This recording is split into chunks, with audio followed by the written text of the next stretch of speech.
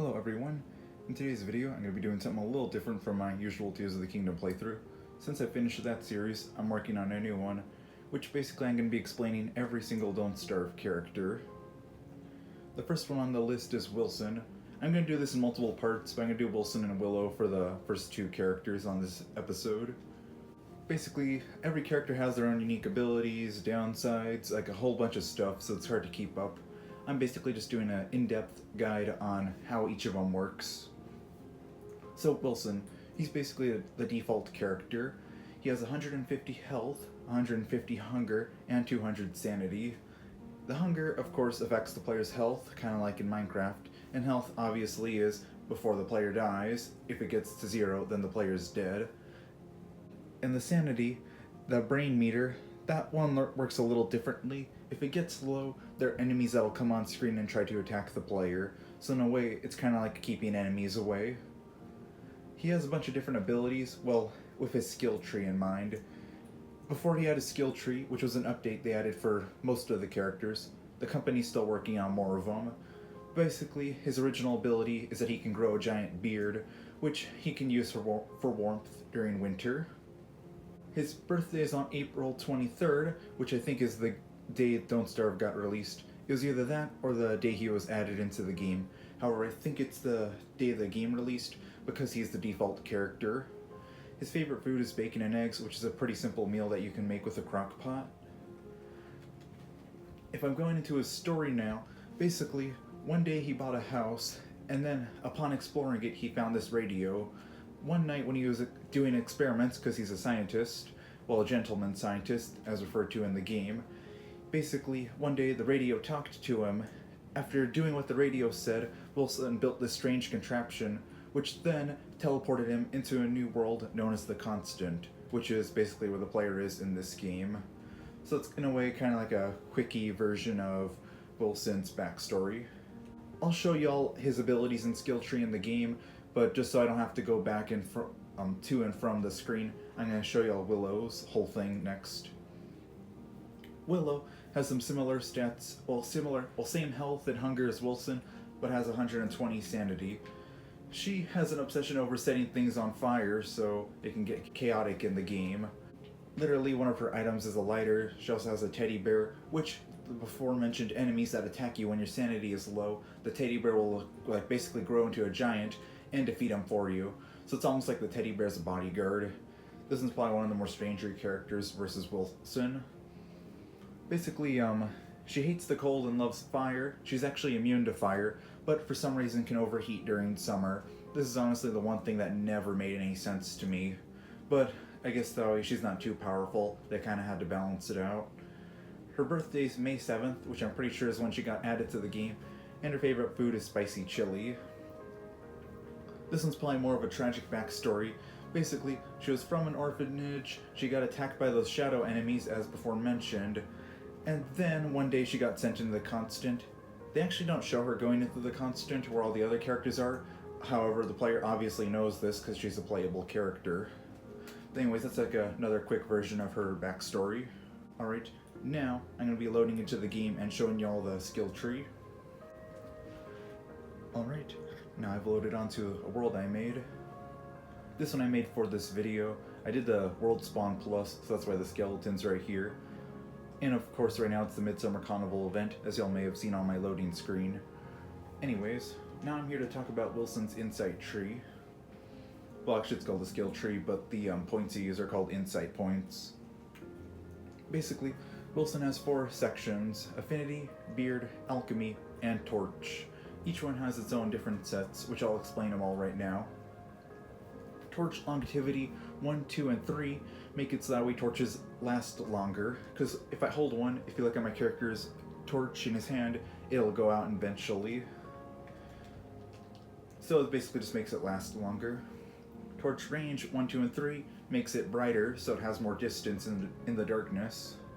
It's on day 2 right now, but I have to wait till later in order to show you all that. But just take my word for it. It makes the torches brighter, so that way, if more players are huddled up near you, you have a better range. You can actually almost see that the torch is kind of all over the green patch, but not really in the darker patch of grass. Basically, it just makes it easier to see. And then if you learn 3 of the torch skills, so like you could say, let's do torch longevity 1, 2, and maybe 1 for the torch range, you could unlock this, the torch toss, which I'll explain that in a moment. Basically, as long as you have 3 of these skills from this little torch section, you can unlock this. This one is torch toss. Basically, what it does, it allows Wilson to throw a torch. However, this is the one ability of his I don't have. The player can only have up to 15 insight points, which I've already used them on the select skills I wanted to. But basically, it allows you to throw a torch, and it serves like a campfire, basically. However, you cannot cook over it, so don't try roasting food on it. Now for the alchemy tab. This one gives you transmutation, which is a kind of a strange but cool ability, and probably his best ability. Basically how it works is you can transform 3 sticks into a log, and a log into 2 sticks. Let me see if I have some in my inventory to show you. Basically, it unlocks Wilson all these different crafting recipes, which basically allows him to turn items into other items, such as turning the log into more sticks, which as y'all can see is what I did right now. I have some extra sticks now. It's going to be like this for all of them. Transmute ore allows you to turn 3 rocks into a flint and 2 flint into a rock. The second one allows you to transform 3 niter into a gold nugget and 2 gold nuggets into niter. It's kind of like, I guess a 2-for-1 trade, where you're spending more materials than what you're actually getting. However, it's good if you needed to craft something in a pinch.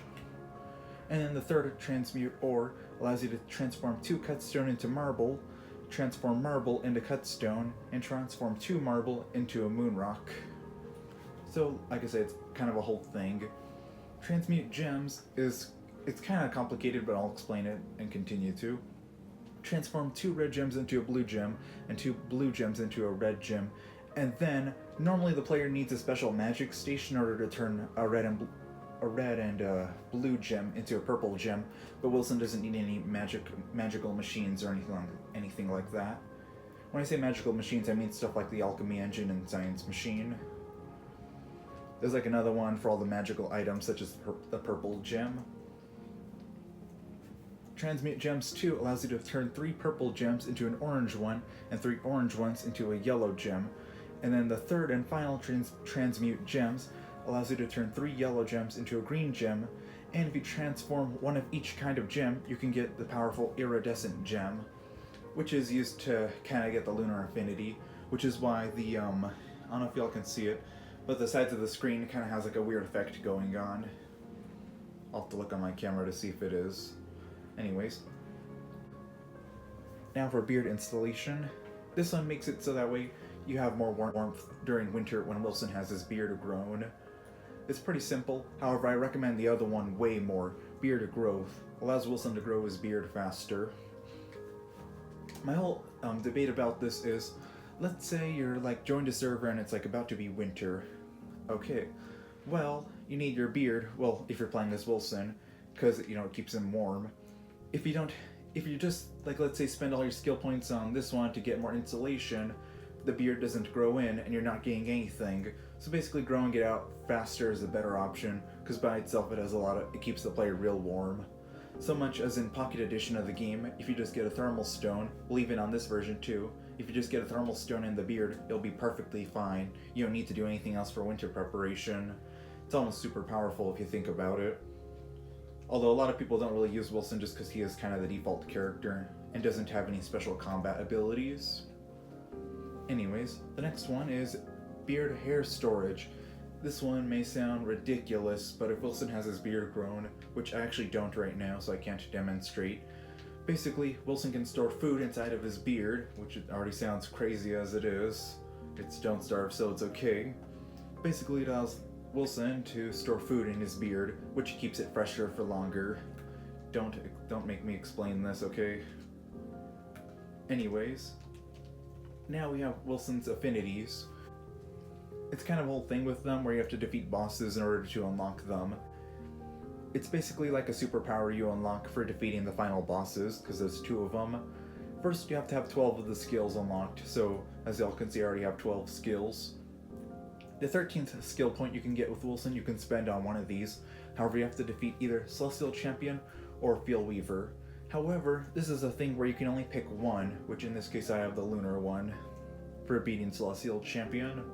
I haven't beaten the other boss yet, so I need to do that at some point.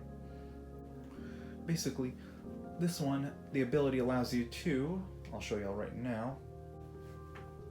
You can transform 3 infused moon shards into pure brilliance, and 1 pure brilliance into, I think, 1 moon shard, well, infused moon shard. You may not know what these items are for now, since I'm kind of like starting out the series, but basically these are super powerful high-end items, so that's what makes them so good, that you can turn them into each other. And infused moon shards, if you don't use them right away, they'll rot, which then the player has to get more of them. So basically you can use them to store them. Like basically you can turn one of these into pure brilliance and then convert the pure brilliance at a later date. The shadow one's pretty much the same, where it's like an opposite one. I don't think I have the crafting recipe. But basically all the shadow things that the player can craft in this game, there's like an opposite for. I don't actually have the recipe, so I can't demonstrate. But anyways, just take my word for it. I was actually going to mention how I use each and every character. Wilson, I'm basically one of those Wilson main players who plays as him just to kind of show their actual skill. The reason I say this is, there's a character in the game called Wolfgang, well named Wolfgang, which he's basically like the best character in the game, because if he works out enough, he can do double the normal amount of damage, so y'all can see why he's the best character. Anyways, Wilson, because he doesn't have any special combat abilities, I like to use him for fighting bosses, just so that way I can kind of show some actual skill. So I'm what you'd call a try-hard Wilson main. But anyways, another use I like to use him for is, of course, the transmute. When I was defeating Celestial Champion, I was doing it as Wilson. Well, one, for that reason, but also because the ruins, where you need to get all the gems needed, did not happen to have any green gems, which is literally one of the most important things that you need for the quest. So basically I had to use the gem transmute, which it took a few in-game years, but I finally got enough gems and I was able to beat him. So basically when you get desperate or when you need to craft some things, Wilson can be a pretty good character. Also, I was going to say that Wilson doesn't actually have any disadvantages, but some of the other characters do. Alright, with all that said and done, now I'm going to switch to the next character. After so long, I'm using the dying to reset method. Basically, you know, in the world settings, basically I'm using this so that way I can switch out characters easier, because I don't feel like getting a purple gem and upgrading the giant portal at spawn just to change my character. Anyways, with all that done, now I can explain all 3 of these abilities. There's Affinity, Bernie, the teddy bear, and the lighter abilities. Basically, Willow, she has this lighter, which she can use, as y'all may have seen already, to absorb fire, but that's with the proper ability unlocked. She also has the teddy bear, which will fight for her if she's low on sanity, but for now he'll just sit down right there. I'll continue to explain right now. Basically, controlled burning is kind of a unique ability. The fires you start, normally in this game fire spreads, however if I were to light this tree, it actually will not spread because of the ability I have. Which now's a good time to show you all that my character is not taking any damage to the fire, because she's completely immune. Wrong emote. Here we go. Anyways. The next one is burn duration. The creatures you set on fire, like if you're fighting an enemy and set them on fire, they'll be burning for a longer time. And Firefighter, the next ability, your fires deal more damage to creatures over time. So basically the fire damage will become worse and worse for the enemy. And then the brighter lighter is kind of like the torch one that Wilson had, where it makes your lighter, makes it more bright, so that way you can see it better. Which, this is like the same thing where you can upgrade it to make it brighter. Now for the hungry lighter, this one is by, basically you can use this one to stop fires if you click the absorb button. As y'all can see, I just saved that tree before it burned completely, so it's perfectly fine. And then there's also Ember Tender. If I defeat enemies with the lighter, like if I'm using fire, I can collect an item called an Ember, which I'm going to try doing that right now. Here we go. Now, same thing as the setting out the tree, you just use the absorb fire button. Now what I have now is an Ember, I have a bunch of different abilities that involve the Ember, which I'll explain those in a minute. Each of these three on the bottom are different abilities that the Ember has, which I'll show you all in a little bit. Here we have Patch Up 1 and 2, which Bernie, the teddy bear I was mentioning, can restore his health a lot faster. The next one is Bernie Sane 1-2, which basically the player spawns him in by going insane. So basically this allows the player to not go as insane, which will mean there are less enemies for the player to fight, and basically it makes Bernie activate. It's a little hard to explain, but basically if there are a bunch of enemies attacking the player from being low on sanity, Bernie will come out and attack them. Basically, the player doesn't have to be insane anymore in order for this to occur. However, they have to be slightly insane to the point where the enemies, like the player's somewhat insane, but not insane enough where the enemies will start attacking. And then we have Hot-Headed, which if you, Bernie is basically now hostile to every single enemy ever. Basically just makes him more hostile, so it's kind of a crazy ability. I didn't get it because I didn't see it being that helpful. Next one, these two basically on this side, Accelerant 1 and 2, these make it so that way Bernie runs faster. That's pretty much it, just makes him faster. Tough Stuffing, this one you need to learn 4 Bernie skills, which as y'all can see I did, which Bernie's health is a lot higher and even more higher, basically just a health increase for him, because I think he has like 1,000 and something, so it's actually worthwhile. And there's also the next one, which is learn at least 8 Bernie skills, so you need to be using all your skill points on this. Basically it allows you to set Bernie on fire, which then he'll be able to do fire damage to all your enemies. It's quite crazy. And enemies that attack him because he's on fire will take damage back. Now I don't have the Shadow Affinity, but I have the Lunar one, but I'll explain both. Basically, it's kind of hard to explain, I'll show you all right now. You have 2 options, like even more options than the last character. Basically, you could have for the shadow ones, you could have Shadow Fire Razor, which I'll actually explain all these now. Flame Cast is the one you have by default with the embers, where, as you can see, I have this little circle around my character, which I can use to set creatures on fire. Combustion means every mob within the circle around my character will ignite on fire, so it can actually be pretty powerful. Fireball's kind of like the Morning Star and a campfire, where it'll allow you to create one, which then you can cook by it. However, don't create a fireball in the middle of your base, otherwise it'll set things on fire, so it's just a good safety caution. Burning Frenzy works on your character only, which allows you to do more damage to enemies that are on fire.